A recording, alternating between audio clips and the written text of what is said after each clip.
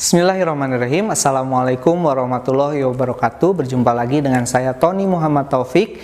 Nah, kali ini kita akan belajar pendidikan Pancasila dan kewarganegaraan. Nah, untuk pertemuan kali ini kita masuk ke bab yang baru tentang ketentuan Undang-Undang Negara Republik Indonesia tahun 1945 dalam kehidupan berbangsa dan bernegara. Untuk subtema kita kali ini membahas tentang wilayah negara kesatuan Republik Indonesia.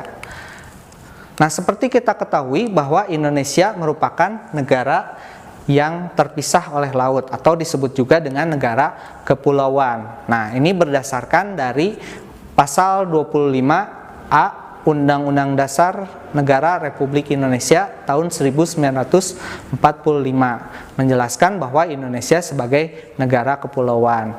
Nah, zaman dulu kita pernah dengar istilah namanya istilah Nusantara. Nah, Nusantara ini mulai kita dengar ketika masa kerajaan Majapahit. Di situ ada seorang patih bernama Gajah Mada. Nah, beliau mengucapkan sebuah sumpah tidak akan beristirahat sampai Nusantara bisa dia persatukan.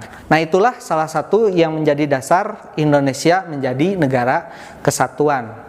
Nah, persatuan dan kesatuan ini mencakup salah satunya adalah di bidang politik, hukum, sosial budaya, dan pertahanan dan keamanan. Nah, itu persatuan dan kesatuan dari Indonesia. Jadi kita simpulkan di sini bahwa laut itu bukan sebagai pemisah antara pulau-pulau di Indonesia, tapi justru laut menjadi pemersatu bangsa Indonesia. Nah, bagaimana wilayah kelautan Indonesia berdasarkan hukum laut internasional? Nah, terbagi menjadi 3. Yang pertama adalah zona laut teritorial. Nah, diambil dari garis hayal dari ujung pantai terluar Indonesia sejauh 12 mil atau kurang lebih sekitar 13,3 km. Nah, apa dasar dari zona teritorial ini? Nah, zona teritorial ini diambil dari zaman dahulu ketika ada masuk kapal sudah menembakkan meriam. Jarak untuk ditembakkan meriam itu sejauh 12 mil atau yang tadi 13,3 km. Nah, jadi zona teritorial ini diambil dari kebiasaan orang zaman dulu menembakkan meriam, dan meriam itu tadi berjarak paling jauh adalah sekitar 12 mil. Nah, maka kalau kita lihat teknologi sekarang ini sudah tidak berlaku karena sekarang sudah menggunakan teknologi roket, pengendali jarak jauh dan sebagainya. Nah, jadi kita simpulkan bahwa zona teritorial ini adalah metode yang dilakukan secara tradisional. Nah, yang kedua adalah zona kontinen. Apa itu zona kontinen? Nah, diambil dari dasar laut. Ya, ketika dasar lautnya memiliki kedalaman kurang dari 150 meter, maka itu disebut dengan zona kontinen. Jadi ketika kita Indonesia mempunyai laut dangkal, nah di dalam laut dangkal itu masih milik atau kekuasaan dari Indonesia. Nah, yang ketiga adalah zona ekonomi eksklusif. Apa itu zona ekonomi eksklusif atau ZEE? Nah, zona ekonomi eksklusif ini diambil dari ujung pantai terluar Indonesia sejauh 200 mil. Kemudian di dalam zona ekonomi eksklusif itu kita boleh bebas untuk mengambil sumber daya yang ada di bawah laut tersebut. Nah, itu 3 macam pembagian wilayah laut di Indonesia. Untuk selanjutnya adalah wilayah daratan.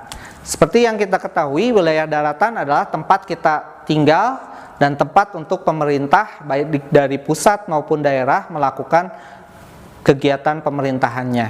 Nah, untuk wilayah daratan Indonesia itu bersentuhan langsung di sebelah utara dengan Malaysia, di sebelah timur dengan Papua Nugini, dan di sebelah selatan itu ada Timor Timor, ya.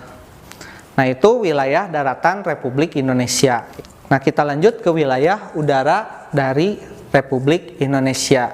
Nah, sama halnya seperti darat dan laut, udara juga memiliki dasar. Nah, dasarnya itu diambil dari Konferensi Chicago pada tahun 1944 bahwa wilayah udara yang di atas batasan negaranya itu juga termasuk wilayah dari negara tersebut. Nah, Seperti ini gambaran untuk wilayah Indonesia. Nah, diambil dari ujung terluar, yaitu dari batas teritorial kalau dari lautan.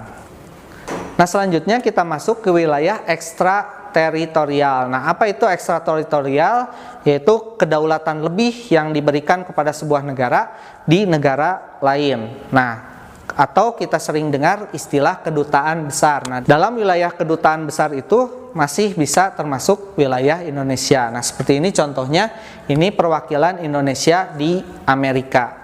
Nah, adik-adik sudah paham mengenai wilayah negara Kesatuan Republik Indonesia?